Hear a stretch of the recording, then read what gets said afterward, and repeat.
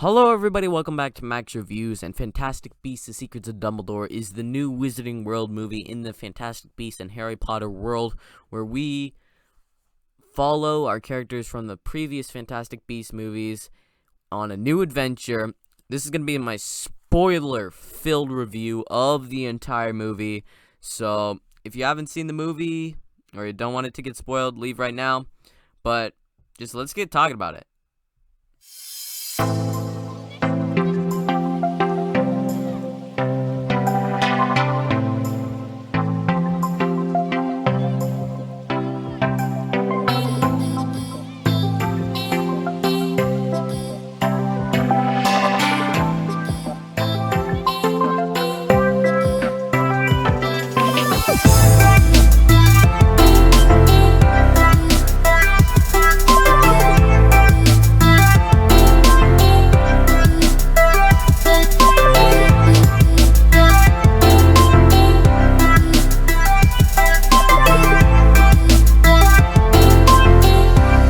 So, just diving in, our very first scene in the Fantastic Beasts: The Secrets of Dumbledore is we have this sort of deer-like, sort of reminded me of the old Chinese dragon merged with a deer creature, and it's also like shining, glowing, giving birth to twins, with Newt Scamander being there.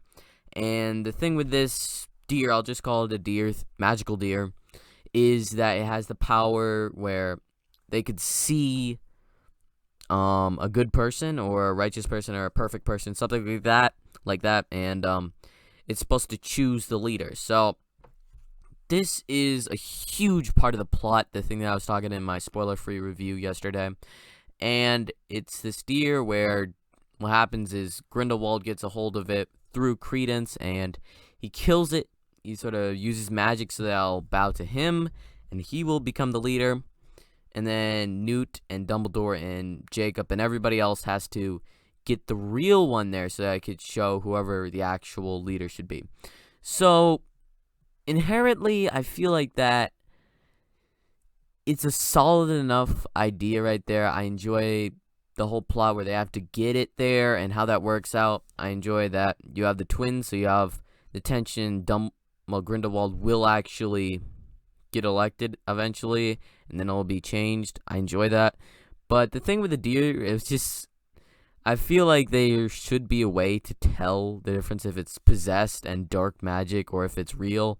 Like, how stupid are you guys, the ministers of magic and everything? But in the Harry Potter movies, they did not want to admit that Voldemort was back, so I can sort of understand how it's frustrating to work with the Ministry of Magic.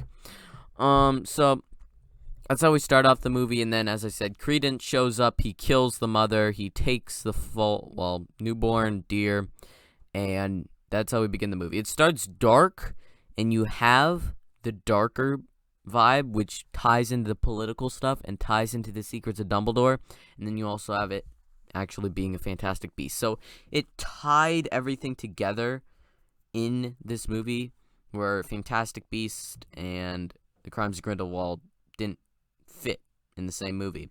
This meshes very well together. It just meshes so well. It works really well.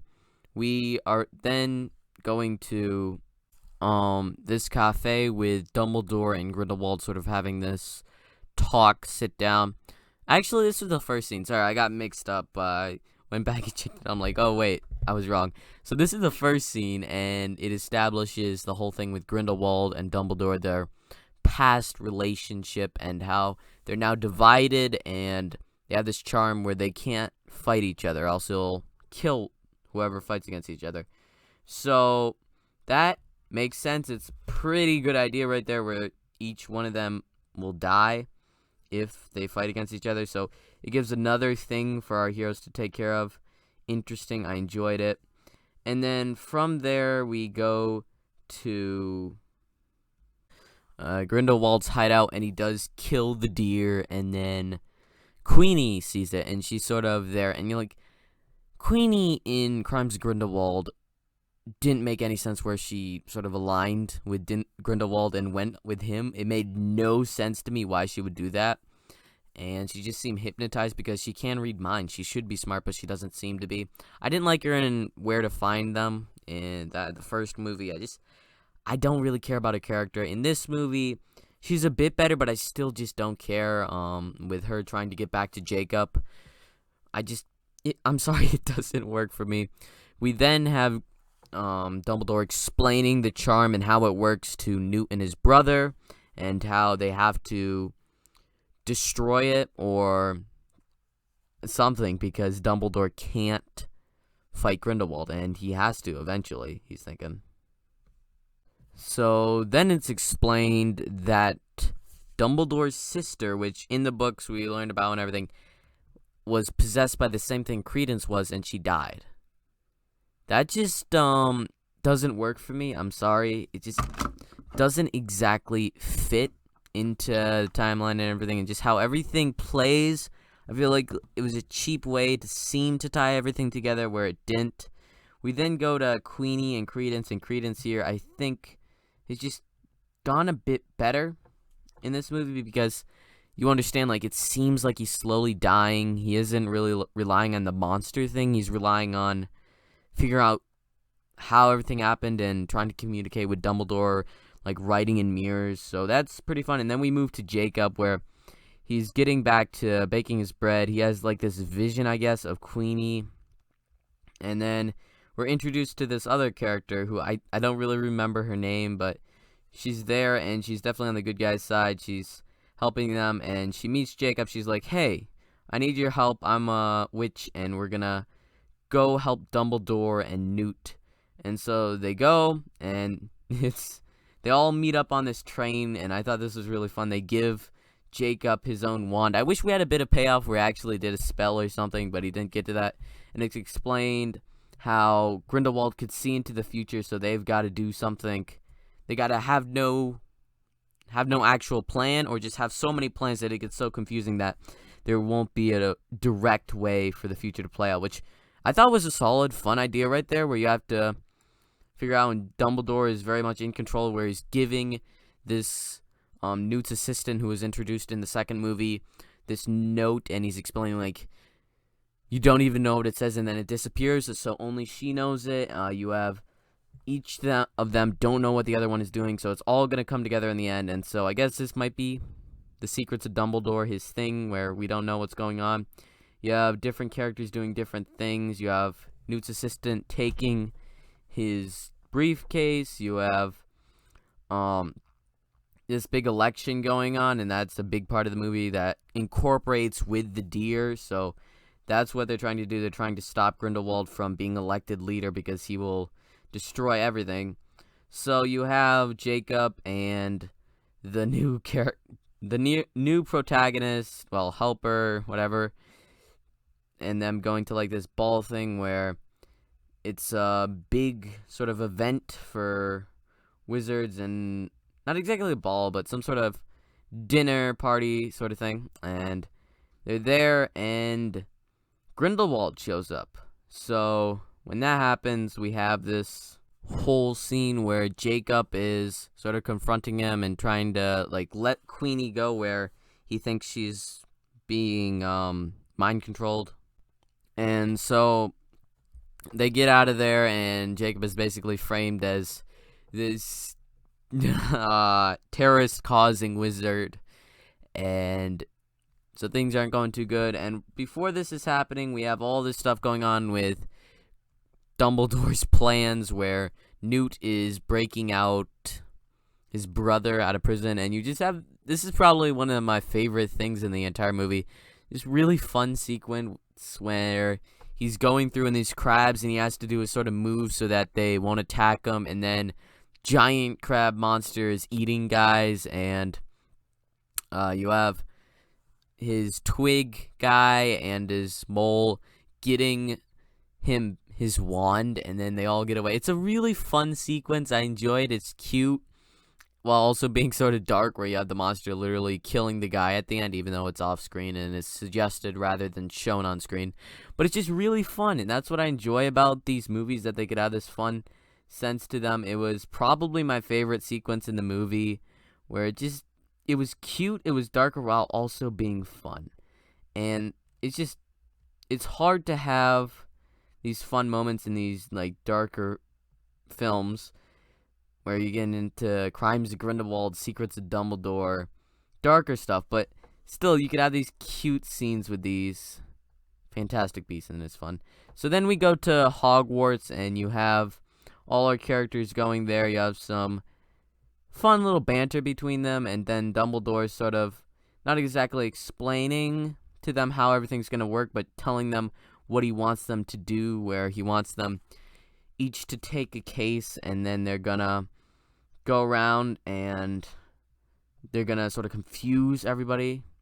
You also have Albus's brother. I can't remember his name, but the two Dumbledore brothers, and you have Credence's, I guess I'm just going to call him Credence because that's not even his real name. I forgot what his name was, but his real dad and how he got abandoned. Well, he got the whole thing swapped at sea, but it was a bit confusing if you think about it with Crimes of Grindelwald, how everything exactly worked out, but oh well. And then Jude Law as Dumbledore, he just nails the role so well. I enjoy him as Dumbledore. I buy into him with him and Grindelwald's relationship and everything here. Speaking of Grindelwald, he just is darker in this movie, and he's a bit more grittier. You actually understand. He doesn't seem goofy like the Johnny Depp version of him. He actually feels like a pretty big threat in this movie, where he actually, at the end of the movie, almost becomes the leader of, I don't know exactly what it was, but leader of something, some big organization. I don't know if it's lead wizard or whatever. And then you have Dumbledore just sort of step back and let everything play out, see how it all works out. And then you have the end scene thing where all our characters are being chased by Grindelwald's assistants, and the briefcases, some of them are getting opened, and like giant tons of bread or bagels and stuff is coming out. And other ones where a bunch of trees, one time a snitch comes out, just all this crazy fun stuff. You have Queenie and Jacob sort of get together again, which just Queenie and Jacob I didn't really care for too much, but it's okay. I really enjoy Jacob, don't really care for Tina. One fun thing, well, no, not fun, but good thing that I think this movie did that I really enjoyed is they got rid of Tina until like the epilogue where Tina just shows up. I didn't care for her in the first two movies at all. She's one of the like number one characters that I did not care anything. I really did not care about anything that was going on with her. And so it was great that she wasn't in this movie until we got to like the end, and I'm like, oh well, she's back a bit. Hopefully she isn't in the future movies, if there are future movies. But we have the whole thing where the deer bows to Grindelwald. There's these two other people here, and then it's revealed like Newt's assistant has the briefcase, the real one. She opens it, they get the deer out, and it bows to Dumbledore. And that's what I enjoyed really much about this movie. This is just such an interesting thing where Dumbledore could become this leader that everybody's trying to become. He could become it. And he just turns it down. He's like, not me, somebody else. And that, probably second favorite individual, individual just scene. Not sequence, just scene in the movie. Where you just have Dumbledore say like, not me, let somebody else do it. And so you have it bow down to another person, and you have Grindelwald and Dumbledore shoot their wands at the same time, not at each other, but defense against Credence, along with Dumbledore's brother. And so they could fight each other down. You have like this mind battle thing, I guess.